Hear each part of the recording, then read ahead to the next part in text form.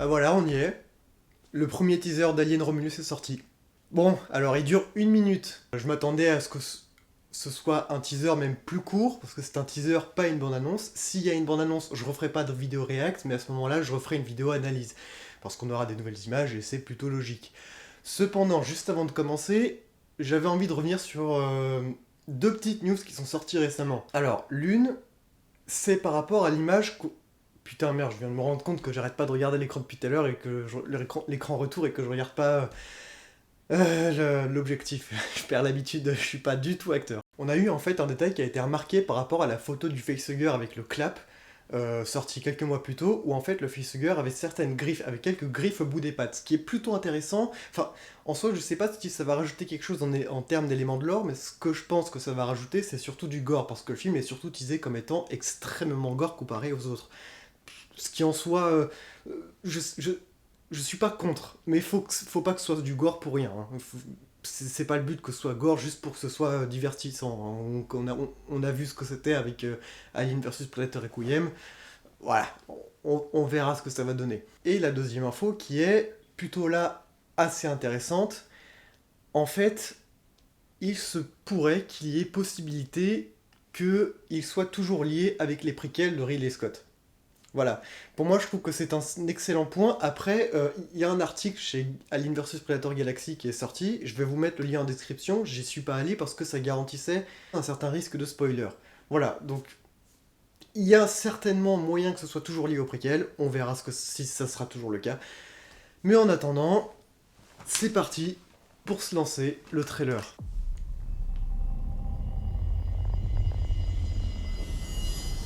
Très jolie image.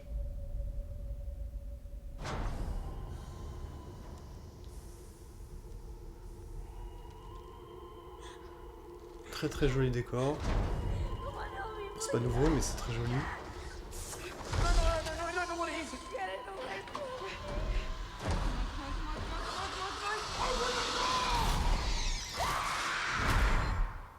Run.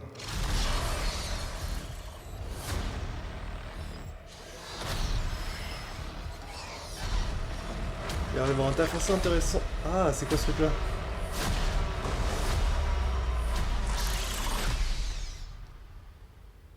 C'est l'air d'être bourré d'action. Plus que les autres. Ok.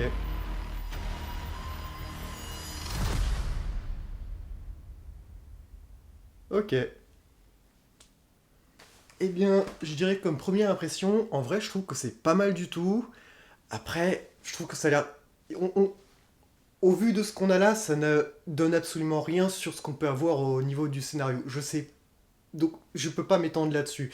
Ce que je peux dire, c'est que déjà, en termes d'imagerie, c'est pas mal. Il y a des effets lumière, je trouvais plutôt sympa, parce qu'on sent que tout est vraiment intégré dans les décors. Alors, vous allez me dire que ça paraît logique, mais on va essayer d'appeler ça de la lumière intradiégétique.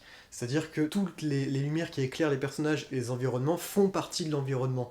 C'est ça que je veux dire. Alors, ça paraît entièrement logique, mais dans tous les films, c'est pas totalement le cas. Par exemple, je sais que dans Alien 4, il y a énormément de lumière où tu te dis, mais d'où elle sort cette light là, alors que la light qui va être projetée sur un personnage ne va pas du tout être la même, ou du moins ne va pas forcément être accord avec le décor. Mais ça se voit pas. Enfin, c'est inconscient. Ça se voit pas parce que c'est bien intégré. Mais là, il y a un truc qui a l'air d'être assez bien foutu, et du coup, il y a l'air d'avoir des très jolis jeux de décor à la manière d'Alien 1. Alien 1 avait des excellents jeux de décor là-dessus, et ils avaient construit pratiquement tous les intérieurs de Nostromo en décor réel, et là, ça a l'air d'être... Je sais pas si c'est entièrement le cas, mais je pense qu'on a l'air d'avoir beaucoup de couloirs à la Nostromo, voire même on a certains couloirs qui font très Alien Isolation. Après, ouais, on voit qu'il y a beaucoup de facehuggers. Il y a beaucoup de scènes de facehugger, je sais pas trop si ce sera trop, ça a l'air d'être... Voilà, j'espère que ça sera pas l'entièreté des premières scènes de la découverte du Xeno. C'est cool le facehugger, mais bon voilà, s'il y a 3, 4, 5 scènes de combat, enfin de jumpscare ou de je sais pas quoi, d'action avec le facehugger, bon, voilà, c'est pas le truc qu'on a le plus envie de voir, quoi. En vrai, une scène ou deux, ça fonctionne, pas besoin d'avoir plus que ça. Je pense que j'ai tout dit dans cette première analyse à chaud. Je vous retrouve tout de suite dans le côté analyse image par image en montage. C'est parti. Donc dans la première image du trailer, ou plutôt du teaser, on a enfin un visuel de cette station qui porte le nom de Romulus. On comprend qu'on est en orbite autour d'une planète avec des anneaux à la manière de Saturne.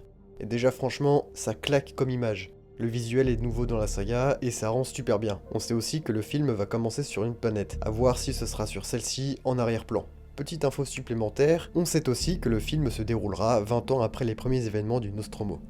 Dans cette deuxième image, on retrouve un couloir très inspiré du Sébastopol, comme convenu. On voit bien aussi cette source de lumière qui est bien intégrée au décor. Ici encore un autre couloir, mais en retrouvant le style de Nostromo, pas nouveau mais toujours agréable à voir, la DA est toujours aussi oppressante. Plus tard dans ce même plan, on découvre ce qu'il semble être des caissons d'hypersommeil, remplis de sang. Pour le moment, je ne vois pas trop ce à quoi ça pourrait mener. Peut-être qu'un mec infecté d'un chestbuster s'y retrouverait, et que celui-ci explose sa poitrine pour en sortir. Enfin voilà, ça pourrait être une idée. En tout cas, on confirme bien qu'il y aura pas mal de scènes graphiques. Là-dessus, on a un premier look du facehugger, ou plutôt des facehuggers, complètement en action, capable de briser une vitre. On nous confirme qu'il y aura aussi pas mal de xénos.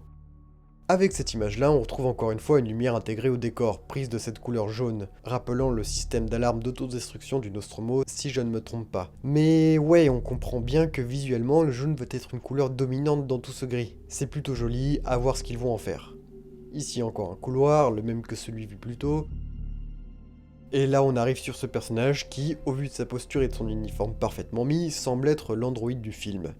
Et si vous vous en souvenez, je l'avais même call avant même d'avoir vu une image du film, il y a 2 vidéos news auparavant, en disant que ça changerait de voir un androïde noir dans ce film. J'en ai vu dire que ça leur fait beaucoup penser au lambda de Sixon. Mais perso, absolument pas, hein. Il n'a pas une peau blanche plastifiée, ni même les yeux bleus ou rouges. Franchement, il n'y a pas plus évident. Dans la suivante, on a une nouvelle image de quelqu'un qui retire un facehugger en pleine oviposition. C'était bien dégueu de voir ça une première fois, très plaisant. Après à voir si la personne survivra à l'implantation. Normalement c'est impossible. Sauf si on est sur le même cas de Covenant, et qu'il n'a pas eu le temps d'aller jusqu'au point de paralyser la victime. Et encore, puisqu'elle n'a pas l'air de bouger et a les yeux fermés. Bref, première incohérence en vue, on verra.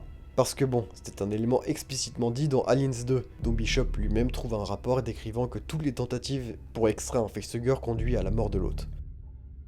10e image qu'on analyse. Peu de choses à dire, à part qu'une scène d'action en 0G fera son apparition également pour la première fois dans la saga. Et non, pour Covenant, ce n'était pas une scène d'action, donc ça ne compte pas. Avant de finir, un look de la nouvelle Ripley, tenant un fusil à impulsion qui ressemble à une variante de celui utilisé par les Marines coloniaux, prête à défoncer du Xeno. Alors, je ne sais pas ce que vous en pensez, mais personnellement, ça ne matche pas, j'y arrive pas. L'actrice ne me convient pas du tout. Je l'avais dit dans les anciennes vidéos news, mais je me suis dit que peut-être avec les images du film j'allais m'y faire, mais là, pour un premier aperçu, ça veut pas. J'adhère absolument pas au choix de casting. De toute façon, on verra bien encore d'ici là dans les prochaines bandes annonces ainsi que dans le produit final. Et maintenant, nous avons la première image du Xénomorphe, qui, comme convenu, est bel et bien en costume et animatronique. Et franchement, même si le Xénomorphe en 3D de Covenant ne m'avait pas du tout dérangé, j'avoue que ça fait pas mal de bien d'en voir un en effet pratique. Hâte d'en voir plus dans les prochaines images. Et voilà pour l'analyse. Je peux rajouter quelques infos qui sont sorties juste après la bande-annonce, comme le fait que Fede Alvarez nous confirme qu'Alien 1 et 2 sont ses plus grandes inspirations avec Isolation, mais qu'il aurait fait en sorte de prendre en compte chacun des autres films, tels que Alien 3 et 4, et même les préquels. A voir si justement on aurait des indices et easter eggs les concernant, que ce soit sur la planète ou dans le vaisseau. On retrouve les designs similaires aux 2 premiers films avec un futur technologique plutôt restreint. On pourrait également hypothéquer quant à l'invasion du Xénomorphe dans le Romulus, qui fait penser à un incident volontaire à la manière du jeu de Dark Descent, comme si quelqu'un aurait fait monter à bord une cargaison de Xénomorphes volontairement. Le film est donc un standalone, qui fait partie de la saga principale, mais dont les événements n'auront aucun impact sur l'histoire principale. Alvarez a aussi mis l'hypothèse, ou du moins une piste, un indice, qu'il pourrait ne pas y avoir un seul survivant à la fin du film. À prendre avec des pincettes. Mais perso, j'avoue que l'idée me tente très fortement. Et voilà, je pense avoir tout dit. Dites-moi ce que vous en pensez, et en attendant, rendez-vous le 16 août dans nos cinémas.